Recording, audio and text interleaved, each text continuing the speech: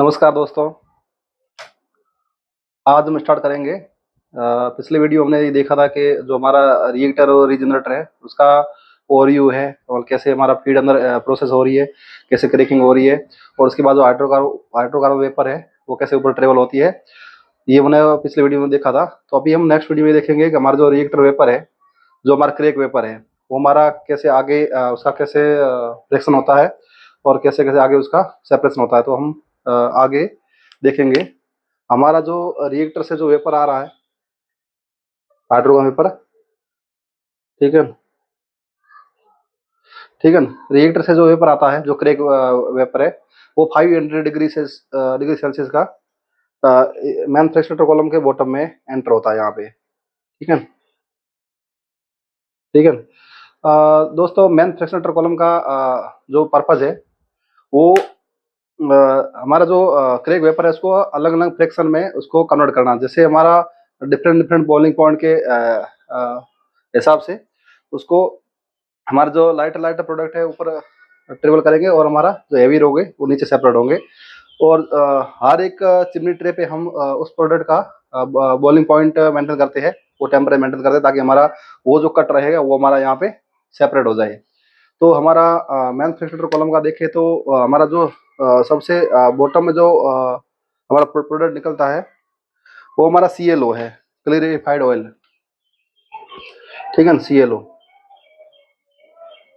Clarified oil बोलते हैं या स्लरी बोल सकते हैं, ठीक है। और जैसे हमारा CLO निकलता है उसका टेम्परेचर रहता है अप्रोक्स 360 डिग्री सेल्सियस, ठीक है। और हम मैन्युफैक्चरर कॉलम में क्या कर रहे हैं, हमारे इसमें बेड लगे रहते हैं, कहीं पे 6 बेड रहते हैं, कहीं पे 8 बेड रहते हैं। और दूसरा हमारा रहता है चिमनी ट्रे, जहाँ से हम कट निकाल रहे हैं। जैसे हमारा HCO निकल रहा है, फिर लाइट साइकिल ऑयल निकल रहा है, फिर हैवी नेफ्था निकल रहा है, जहाँ से हमारे कट निकल रहे हैं वहाँ हमने चिमनी ट्रे दिया हुआ है, ठीक है। तो जैसे हमारा बॉटम प्रोडक्ट CLO निकला, तो CLO को हम क्या कर रहे हैं, जो हमारे मैन्युफैक्चरर कॉलम के जो प्रोडक्ट रहते हैं उसका हमको क्या हीट रिकवरी करना होता है, प्रोडक्ट को हमें ठंडा करना होता है। और दूसरा हम क्या है, जो ये जो वापस जो पंप राउंड घूम के आ रहा है, तो उसमें ये होता है कि जैसे हमारा CLO बॉटम हमने सक्शन लिया, उसके बाद हम क्या कर रहे हैं, जो हमारा फीड है, फीड को हमने प्री हीट कर लिया, ठीक है। जो हमने प्री हीट चैन लास्ट फीड सर्किट में देखा था, तो जो हमारा फीड है हम जो हमारे मैन्युफैक्चरर कॉलम के जो प्रोडक्ट रहते हैं उसे आपस में हीट एक्सचेंज करते हैं, वो तो हमने लास्ट टाइम देखा था। तो ये हमारा CLO ने फीड को हीट दिया, उसके बाद हम क्या है, स्टीम जनरेट करते हैं। स्टीम जनरेट करने के लिए हमारा एक केटल टाइप रीबॉलर रहता है, स्टीम जनरेटर बोलते हैं इसको, ठीक है, या फिर केटल टाइप रीबॉलर, ठीक है ना। यहाँ हमने केटल टाइप रीबॉलर में हीट ड्यूटी हमने एक्सचेंज कर ली। उसके बाद हमारा एक एक्सचेंजर और है, जैसे हम हमारा BF रहता है, उसको भी हम उसको हीट गर्म कर लेते हैं, BF, ठीक है ना। तो जो भी हमारा जो ज़्यादा से ज़्यादा सर्किट में हीट रिकवरी करना है, उसके बाद हमारा जो CLO हीट रिजेक्ट करके वापस हमारा एक तो हमारा कॉलम में वापस आता है पंप राउंड, क्योंकि हमारा ये बॉटम में टेम्परेचर 360 मेंटेन करना है, क्योंकि 500 डिग्री की वेपर जो आ रही है, अगर हम पंप राउंड मेंटेन नहीं करेंगे, ट्रे का टेम्परेचर मेंटेन नहीं करेंगे, तो हमारा क्या 500 डिग्री का जो वेपर है वो पूरा ऊपर ऊपर निकल जाएगा पूरा।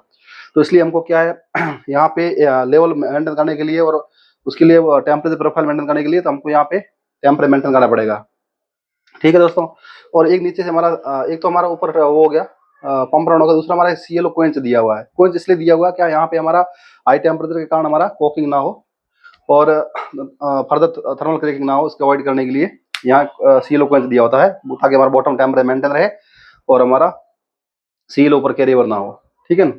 तो हमारा बॉटम से CLO हो गया, तो ये CLO सर्किट हो गया हमने। और दूसरा हमारा जो CLO पंप राउंड हो गया, उसके बाद जो हमारा CLO है, एक्स्ट्रा CLO कॉलम का लेवल मेंटेन करते हुए उसको हम भेजते हैं। हमारा पंप रहता है CLO random pump, CLO random pump से हम सीधा DCU भेजते हैं, DCU यूनिट में, डिले कोके यूनिट, ठीक है ना। और ये हमारा पंप राउंड होगा। जैसे वैसे हमारा SCO है, SCO अप्रोक्स 300 डिग्री के आसपास ट्रे से निकलता है, फिर हम उसको पंप करते हैं, फिर वापस इसको हीट ट्रांसफर करते हैं। हमारे जैसे डीब्यूटनाइजर कॉलम है, उसमें रीबॉइलिंग के लिए हमारा SCO यूज होता है। ठीक है ना। एसयू ने उसको रिबोलिंग के लिए हीट दे दी। उसके बाद हमारा जो फीड है, फीड वो आप रीड करते हैं, ठीक है ना। कहीं कहीं पर कुछ यूनिट में जैसे नेप्टा स्प्लिटर कॉलम रहता है, जहाँ जैसे नेप्टा को स्प्लिट करते हैं, एचसीएन, एमसीएन और एलसीएन निकालते हैं।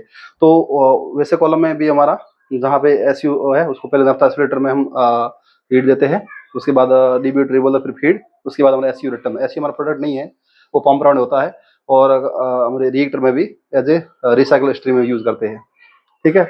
उसके बाद हमारा जो वापस रिटर्न अगर ये आता है तो ये हमारा 250 से 260 तक आता है।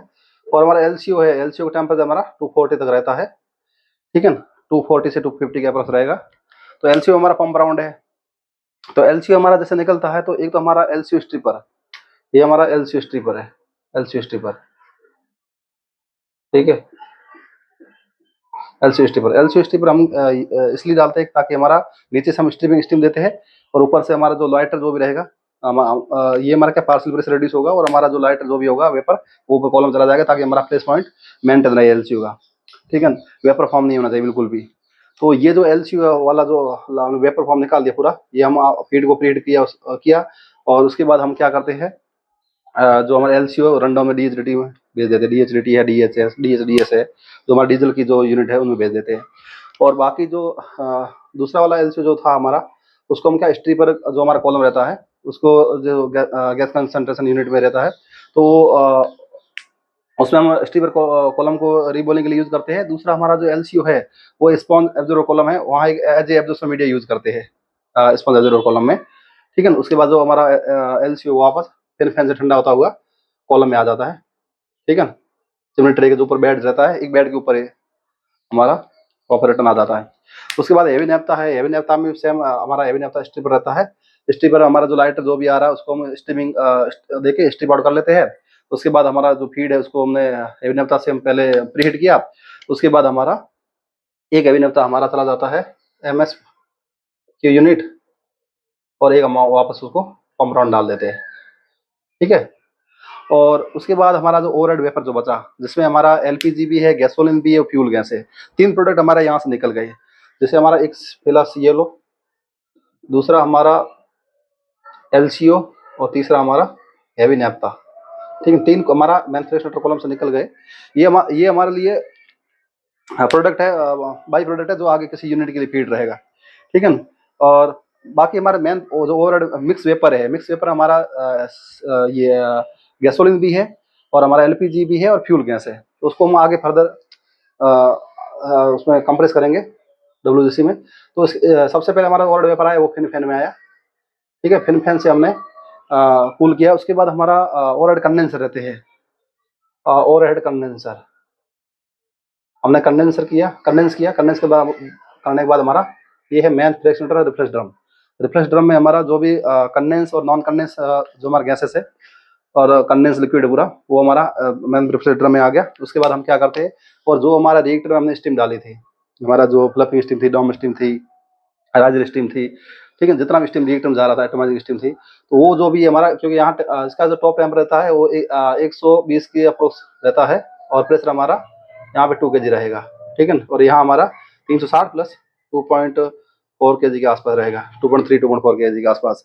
और जो ये बेड है, जैसे यहाँ डिफरेंस 2.4 है यार, वहाँ पे 2.2 kg, तो 0.4 kg का जो डिफरेंस है, या 0.3 का kg जो डिफरेंस है, वो हमारा बेड है। बेड में जैसे 8 बेड है, तो 0.4 में 8 का भाग चला जाएगा, ठीक है ना। 8 में 0.4 का भाग चला जाएगा, जितना वाला होगा, तो पर बेड का डीपी हम निकाल सकते हैं, ठीक है। और दूसरा जो हमारा ओवरहेड वेपर आया वो कंडेंस हुआ। उसके बाद हमारा एक तो चला गया जो हमारा स्टीम कंडेंस हुआ था, जो इसमें फीड के साथ जा रहा था स्टीम, तो वो हमारा सोर वाटर, क्योंकि इसमें जो भी फीड में सल्फर इम्प्योरिटी जो थी वो हमारा सोर वाटर के साथ चले गए एसआरयू में। और बाकी हमारा जो डिस्टिलेट जो था, लिक्विड था, एक तो हमने एज ए रिफ्लेक्स कॉलम में डाल दिया। रिफ्लेक्स का पर्पज ये रहता है हमारा कॉलम का प्योरिटी मेंटेन करना और टॉप टेम्परेचर मेंटेन करना, ठीक है। और हमारा जो भी एवियर ना जाए ऊपर लाइटर के साथ, तो एवियर को नीचे सेटल करना, ठीक है ना। और हमारा जो हेवी नैप था उसका एंड पॉइंट मेंटेन करना, ठीक है ना। उसके बाद एक हमारा जो डिस्टिलेट लिक्विड रहता है, रिफ्लेक्स डाल दिया। दूसरा हमारा जो डिस्टिलेट लिक्विड रहता है, जो इसको अनस्टेबल गैसोलीन बोलते हैं, वो हमारा मेन ये एब्जॉर्बर कॉलम रहता है, प्राइमरी एब्जॉर्बर कॉलम बोलते हैं, उसमें as a absorption media use करते हैं, ठीक है ना। तो एब्जॉर्प्शन मीडिया में ये है कि हमारा जैसे आगे वो हमारा जीसीयू सेक्शन आएगा, तो उसमें हम आगे डिस्कस करेंगे एब्जॉर्बर कॉलम में। ये हमारा यहाँ पे याद रखना कि हमारा एक एब्जॉर्प्शन के लिए मीडिया यहाँ से जाता है, हमारा जो हमारा अनस्टेबल गैसोलीन है यहाँ से वो हमारा जाता है एब्जॉर्बर कॉलम में, ठीक है। उसके बाद ये मैन फ्रैक्शन रिफ्लेक्टर में यहाँ पे एक पीसीबी लगा होता है, पीसीबी, ठीक है। पीसी लगा रहता है, पीसी प्रेशर वाल और पीसी प्रेशर कंट्रोल वाल, ठीक है ना। वो क्या, अगर हमारा मैन प्रेशर रिफ्लेक्टर में इसका प्रेशर हम मेंटेन करते हैं, अगर हमारा कंप्रेसर ट्रिप हो जाता है या कुछ इमरजेंसी आ जाती है तो हम यहाँ से फ्लेयरिंग करते हैं, तो ये फ्लेयर हो जाता है, ठीक है ना। इसका मैनुअल वॉल है, एचपी हैंड व्हील भी रहता है और एक पीसी रहता है। तो ये हमारा, इससे हमारा मैन प्रेशर, ये मैन प्रेशर रिफ्लेक्टर का प्रेशर मेंटेन करते हैं। दूसरा हमारा कभी इमरजेंसी में डब्ल्यूसी ट्रिप हो जाता है या फिर प्लांट की इमरजेंसी आ जाती है, तो उस कंडीशन में हम उसका फ्लेयरिंग करने के लिए यूज करते हैं ताकि हमारा रिएक्टर प्रेशर मेंटेन रहे, ठीक है। तो दूसरा हमारा ये जैसे हम यहाँ से टेम्परेचर ट्रे का टेम्परेचर मेंटेन कर रहे हैं, ठीक है ना। तो यहाँ पे जैसे हम 200 कर रहे हैं, ठीक है। तो हर हर एक जितने हमारे कट निकल रहे हैं सबका हम ट्रे पे चिमनी ट्रे पे उसका टेम्परेचर मेंटेन कर रहे हैं, और ताकि हमारा कॉलम का टेम्परेचर प्रोफाइल मेंटेन रहे और हमारा जो डिफरेंट डिफरेंट बॉइलिंग पॉइंट पे सेपरेशन हो जाए, हमारा जो जितने भी क्रैक हाइड्रोकार्बन वेपर है उसका फ्रैक्शन हो जाए। तो ये हमारा मोटा मोटा और यू मेन कॉलम का और यू हुआ, ठीक है ना। और इससे आगे हम क्या है, जो हमारा जो मेन फ्रैक्शन का जो ड्रम का जो ओवरहेड जो वेपर रहता है वो आगे जैसे हमारा डब्ल्यूसी जाता है, तो आगे का डब्ल्यूसी वाला सर्किट हम आगे दूसरे नेक्स्ट वीडियो में डिस्कस करेंगे। तो थैंक यू सो मच। अगर आपको डाउट हो तो कमेंट कीजिए। Thank you so much. Have a nice day.